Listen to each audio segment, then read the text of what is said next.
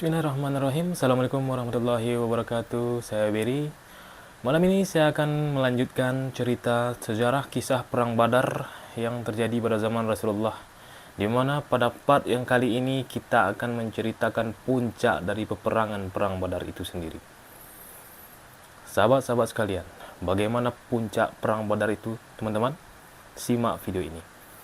Oke, jadi sahabat-sahabat sekalian, setelah Rasulullah SAW pada malam itu beliau ditidurkan oleh Allah, didatangkan rasa kantuk yang sangat luar biasa oleh Allah, dan diturunkan hujan gerimis sehingga mereka tertidur tanpa rasa takut.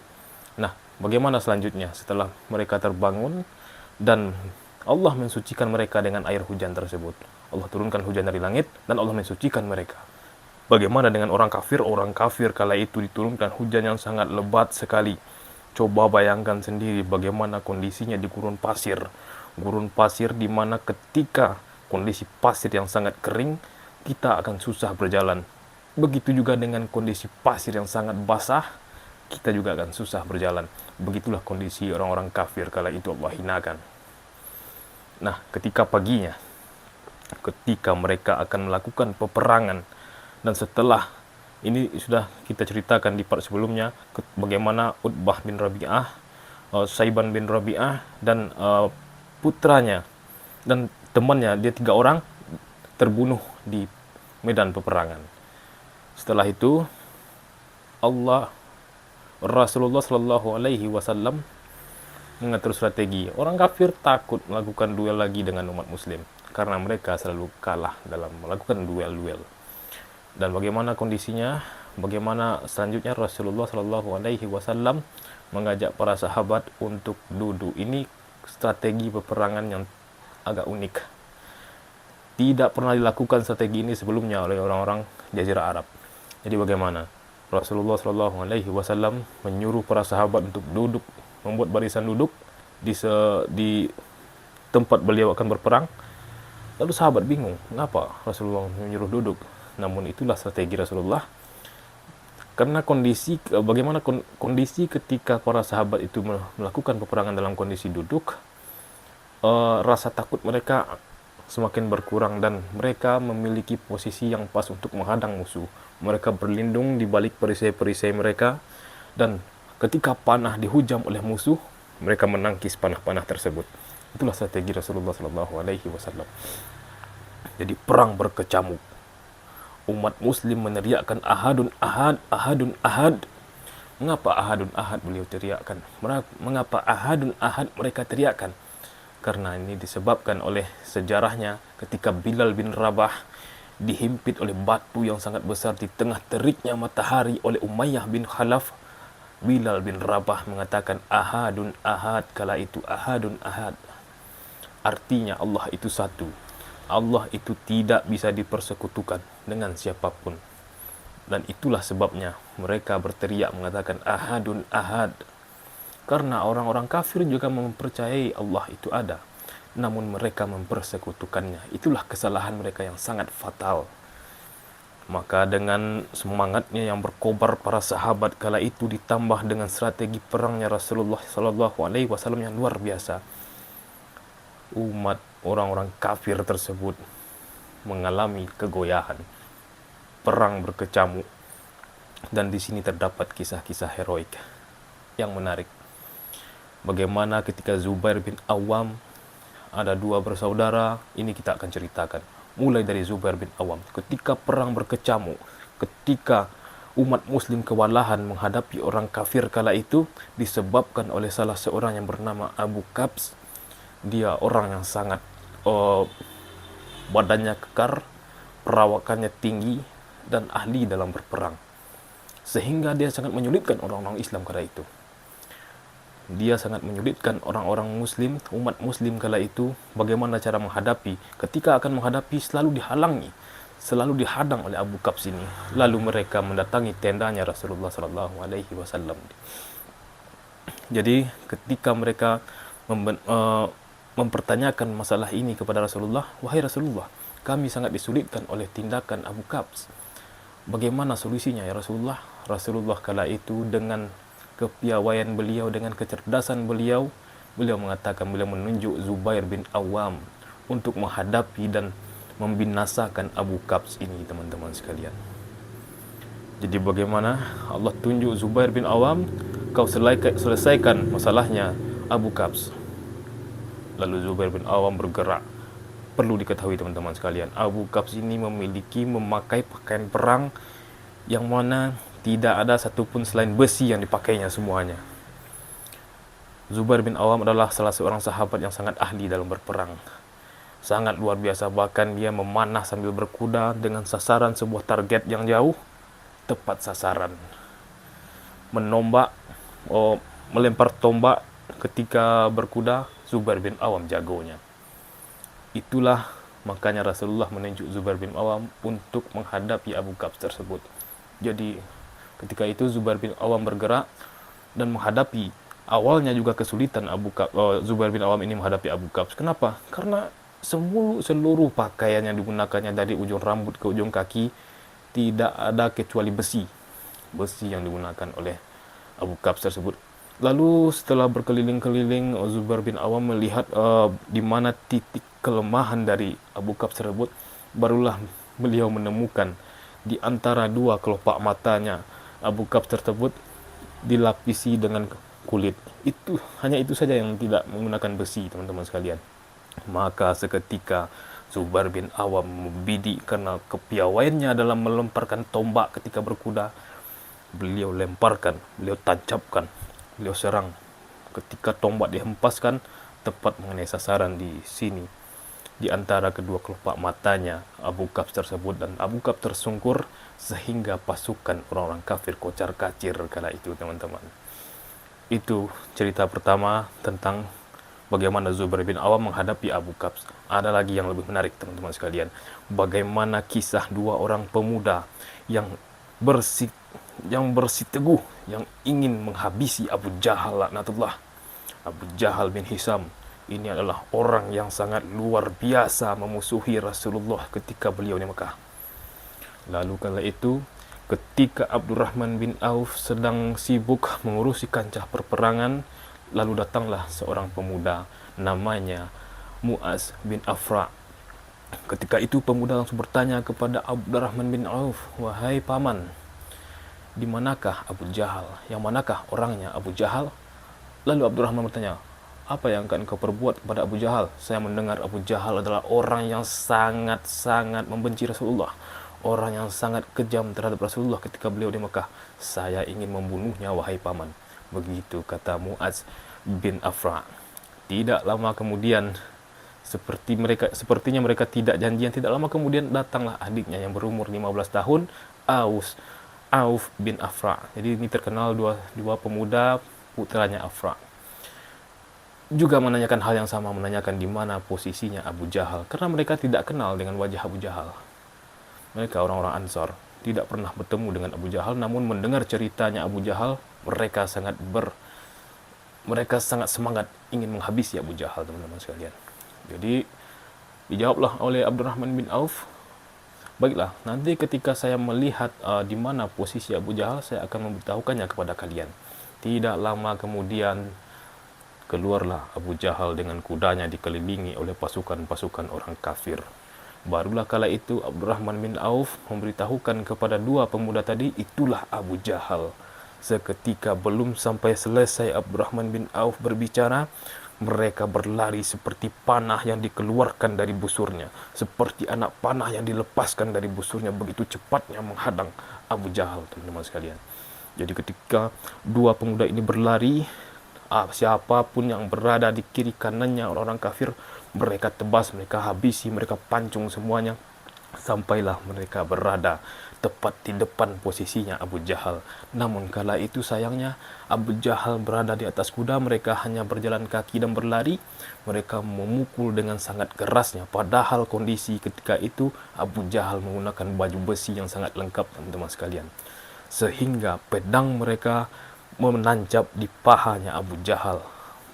Padahal paha Abu Jahal tersebut dilapisi dengan besi, sobek, teman-teman sekalian, sehingga darahnya mengucur deras dan terjatuh di atas kudanya. Dan para ulama sudah sepakat mengatakan bahwa ini merupakan salah satu awal dari kemenangan umat muslim, teman-teman sekalian. Karena tersungkurnya Abu Jahal membuat pasukan orang kafir kocar-kacir. Namun tidak berhenti sampai di situ, teman-teman sekalian. Ketika Abu Jahal tersungkur di atas kudanya, salah seorang dari mereka, dari pemuda tersebut, terbunuh oleh putranya Abu Jahal, yaitu Ikrimah bin Abu Jahal. Terbunuh, yaitu adalah Auf bin Afra, terbunuh di medan pertempuran.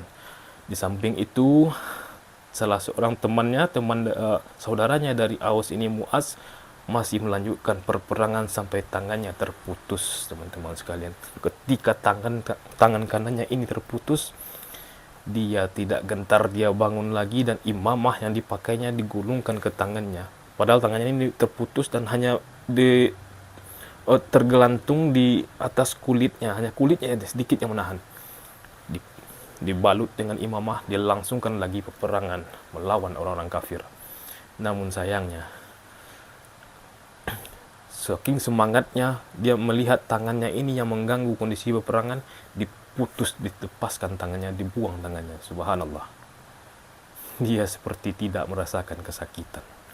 Namun subhanallah, dia akhirnya syahid di jalan Allah. Jadi dua pemuda tersebut yang sangat luar biasa, teman-teman sekalian, syahid di jalan Allah.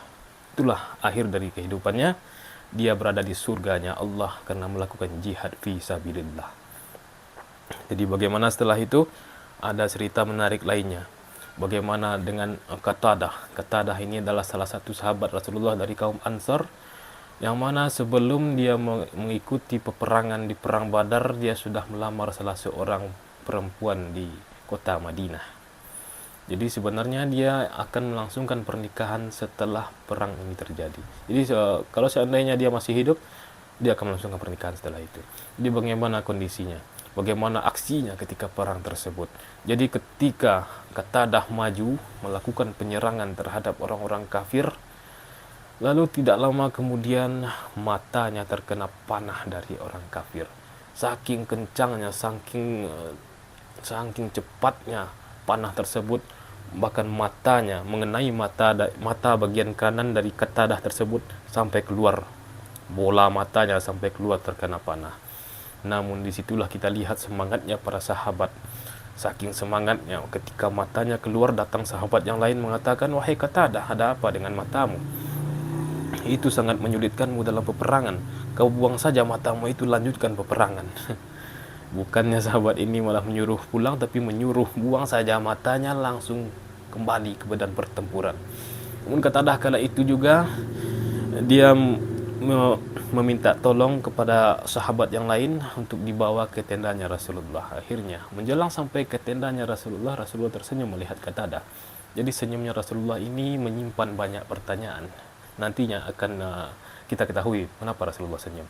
Jadi ketika Qatadah ini sampai kepada Rasulullah, kala itu juga Rasulullah memberikan bersabda kepada Qatadah tersebut, "Wahai Qatadah, sesungguhnya ada dua pilihan kepadamu. Pilihan pertama, dengan izin Allah, matamu akan bisa disembuhkan oleh Allah.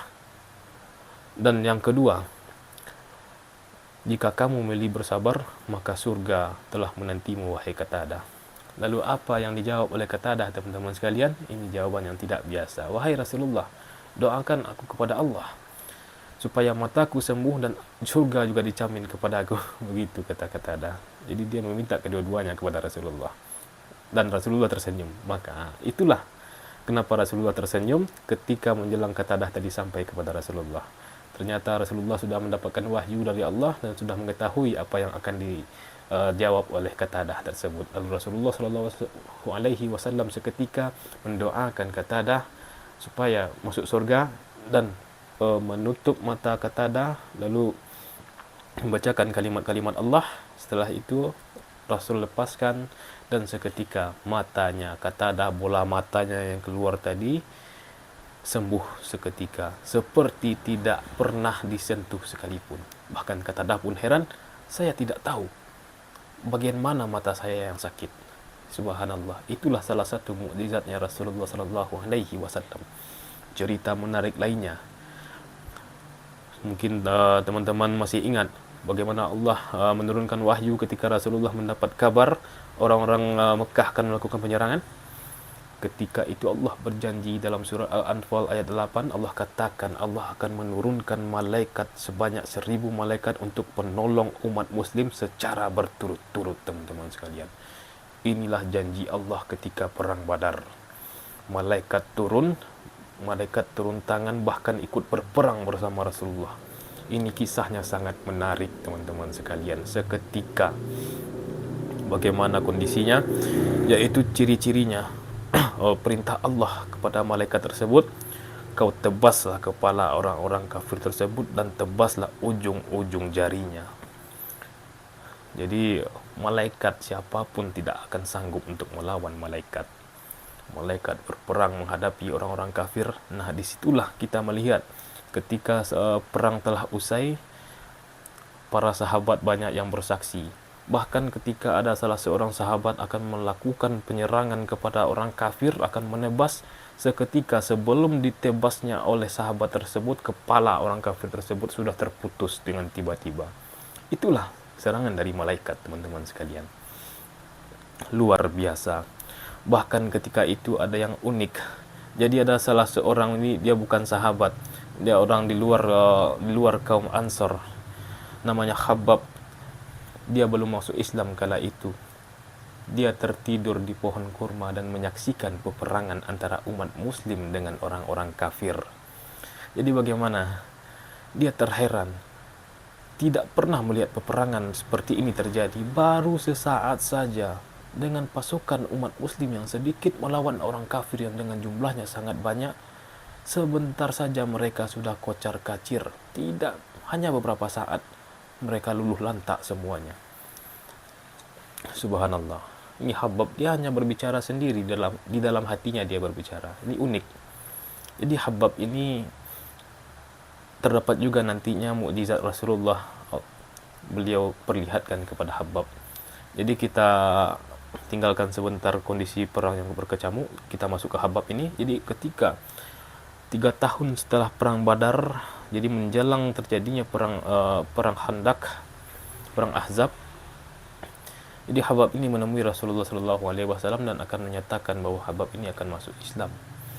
Jadi ketika itu ketika Khabbab ini bertemu dengan Rasulullah mengatakan kepada Khabbab, "Wahai Khabbab, bukankah engkau ketika perang Badar mengatakan bahwasanya sebentar saja, hanya beberapa saat pasukan kafir kocar-kacir menghadapi umat muslim?" Lalu Khabbab sangat kaget luar biasa mendengar pernyataan Rasulullah. "Wahai Rasulullah, saya tidak pernah menceritakan apa yang saya bicarakan sendiri dengan hati saya kepada siapapun, namun engkau mengetahuinya dengan jelas, dengan bersih. Subhanallah, engkau benar-benar Rasulullah." Seketika beliau mengatakan, "La asyhadu an la ilaha illallah wa anna Muhammadar Rasulullah sallallahu alaihi wasallam." Seketika itu Khabbab bersyahadat. Dia yakin bahwa Rasulullah itu adalah Nabi. Oke, kita kembali lagi ke kancah perperangan. Jadi perang berkecamuk. Ketika kondisi sudah mulai, orang-orang kafir sudah mulai kocar-kacir dan kembali ke perlarian, dan tawanan-tawanan makin banyak. Jadi sebenarnya ketika menjelang kondisi perang berkecamuk ini, teman-teman sekalian, Rasulullah juga berpesan kepada para sahabat, "Wahai manusia," beliau berpesan agar paman beliau yang namanya Abbas bin Abdul Muttalib jangan dibunuh, cukup tawan saja. Begitu kata Rasulullah. Namun sayangnya Huzaifah mengatakan kepada Rasulullah, "Demi Allah, pokoknya dia akan menebas paman Nabi, menebas Abbas." Ini kondisinya dia mengatakan di luar kesadarannya sendiri ya. Karena kondisi kancah perperangan kala itu tidak bisa disamakan emosionalnya sahabat di kala peperangan dengan emosionalnya sahabat di kondisi normal. Lalu Rasulullah mengatakan, "Apakah engkau akan menebas kepala pamanku?" kata Rasulullah. "Bagaimana pendapatmu Umar?" Umar dengan santai saja menjawab, "Wahai Rasulullah, engkau perintahkan aku menebas kepala Huzaifah, ku tebas." Begitu saja kata Umar. Rasulullah memaafkan tindakan dari perkataan dari Huzaifah tersebut. Namun Huzaifah sangat menyesali. Dia tidak sadar juga mengapa mengatakan hal yang demikian. Dan Rasulullah juga mengetahui bahwa Abbas bin Abdul Muthalib, paman beliau, mengikuti peperangan tersebut hanya dengan kondisi terpaksa mengikuti orang-orang kafir Quraisy yang lain. Jadi sebenarnya dia juga hanya berperang dan hanya ingin ditawan supaya bertemu dengan keponakannya Sayyidina Muhammad sallallahu alaihi wasallam. Jadi Abbas ini akhirnya ditawan oleh Abdullah ibnu Mas'ud, seorang sahabat Nabi, pengembala domba. Beliau terkenal dengan hafalan Al-Qur'annya yang luar biasa. Namun badannya sangat kecil. Orang-orang bahkan terheran melihat Abdullah bin Mas'ud menawan Abbas bin Abdul Muthalib yang perawakannya seperti Umar. Umar kalau duduk di atas kuda kakinya nempel ke tanah. Coba bayangkan perawakannya yang gede, yang besar gitu. Para sahabat juga terkaget, tersenyum melihat Abdullah ibnu Mas'ud menawan Abbas bin Abdul Muthalib. Jadi kisah-kisah unik banyak terjadi ketika perang Badar ini, teman-teman sekalian. Sampailah pada akhirnya ketika selesainya perang dan dimenangi oleh umat muslim, lalu orang-orang kafir ini pada berhamburan keluar. Rasulullah memerintahkan untuk membawa tawanan kepada beliau. Jadi sebelum Rasulullah memerintahkan bawa tawanan kepada beliau, beliau ingin memerintahkan untuk mencari di mana keberadaan Abu Jahal. Ini Abu Jahal. Abu Jahal tadi ketika ditebas oleh dua orang pemuda tadi, dia tidak mati, teman-teman sekalian. Dia hanya tersungkur dan ditinggalkan oleh orang-orang kafir yang lainnya karena mereka dalam kondisi kesusahan. Dia hanya tersungkur dan terhempas di gurun pasir tersebut dengan kondisi yang berlumuran darah. Darahnya sangat banyak.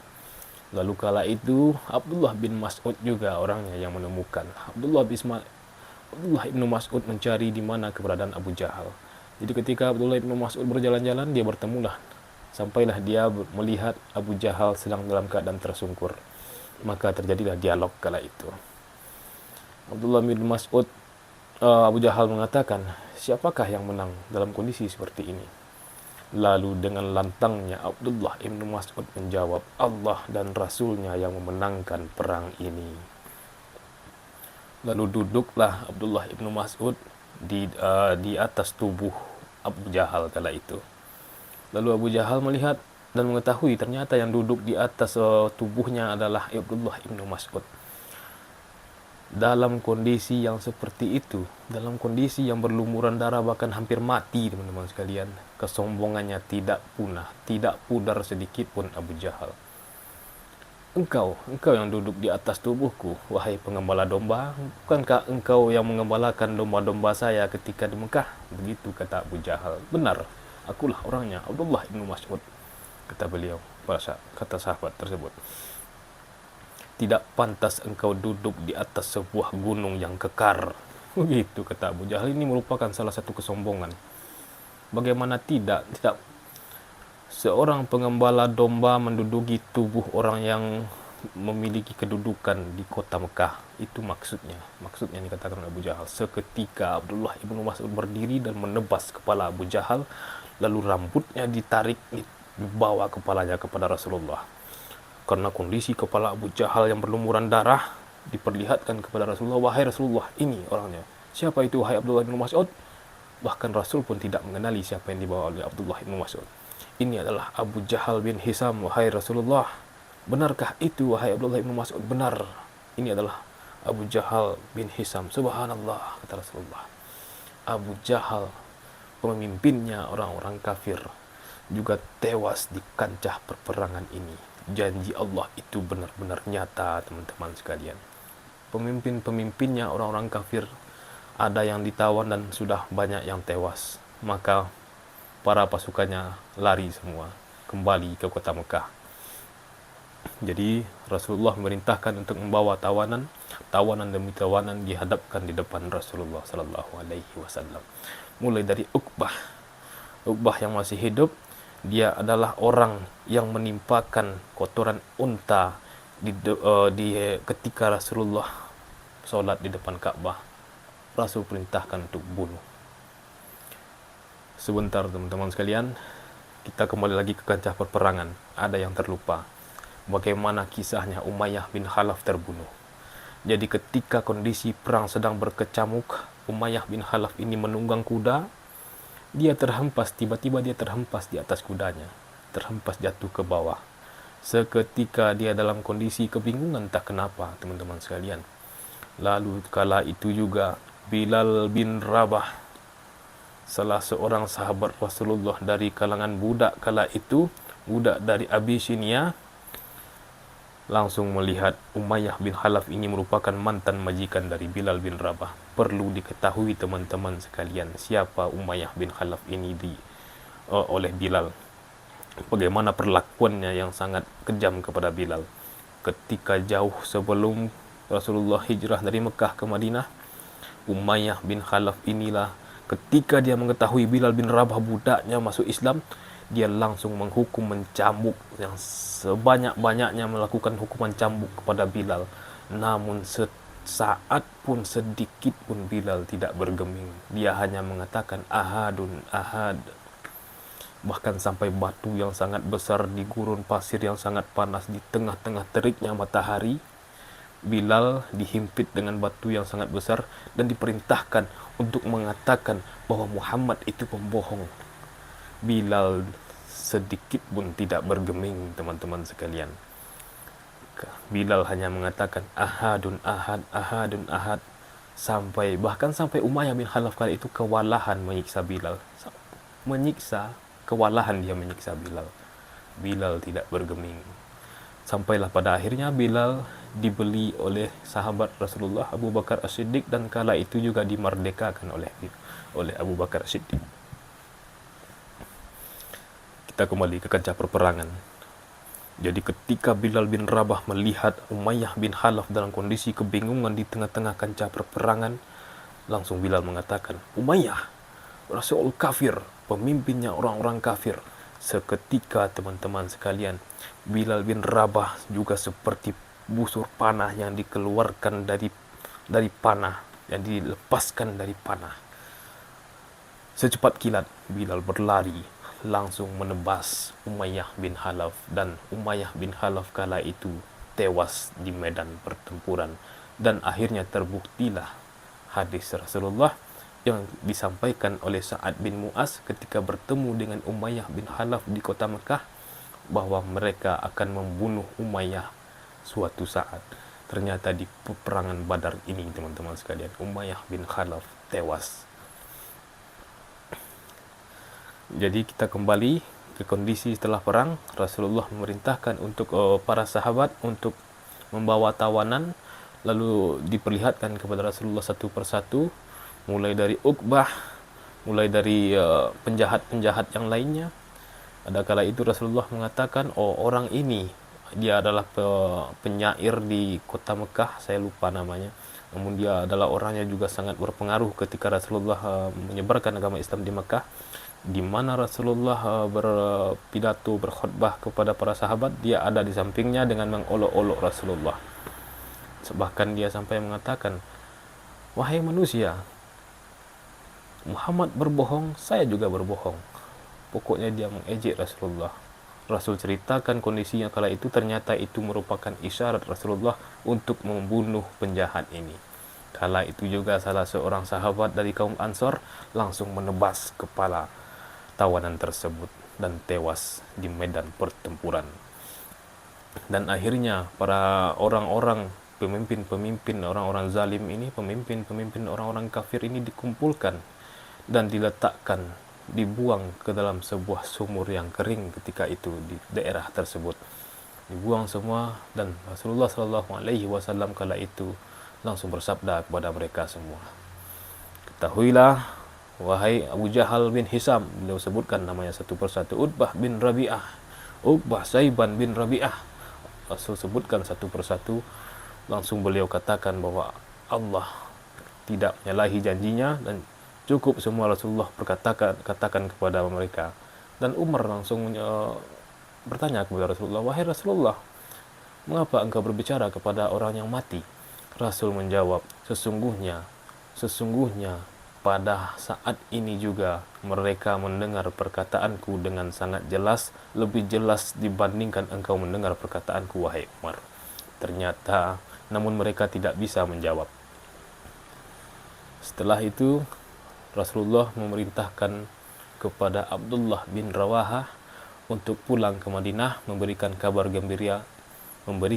gembira bahwasanya umat muslim telah menang di dalam perang Badar. Subhanallah. Perang pertama Rasulullah menghadapi orang-orang yang kafir. Perang pertama Rasulullah dan kemenangan pertama umat muslim ketika itu. Jadi perang ini terjadi pada tanggal 17 Ramadan tahun kedua Hijriah. Subhanallah. Inilah cerita perang Badar teman-teman sekalian yang sangat luar biasa dan sangat banyak dapat kita ambil hikmahnya teman-teman sekalian. Jadi mohon maaf jika terdapat banyak kesalahan ketika saya menyampaikan sejarahnya perang Badar ini, karena referensi yang saya dapatkan hanya dari beberapa sumber saja yang saya anggap itu juga valid, jadi dari salah satunya Sirah Nabawiyah dan ceramahnya Ustadz Khalid Basalamah, selanjutnya dari salah satu serial televisi, serial Ramadan, yaitu serial Umar Ibn Khattab. Jadi beginilah cerita perang Badar teman-teman sekalian, mudah-mudahan bermanfaat untuk kita semua. Terima kasih sudah klik video ini. Jangan lupa subscribe, like, dan share sebanyak-banyaknya jika ini bermanfaat untuk teman-teman sekalian. Assalamualaikum warahmatullahi wabarakatuh.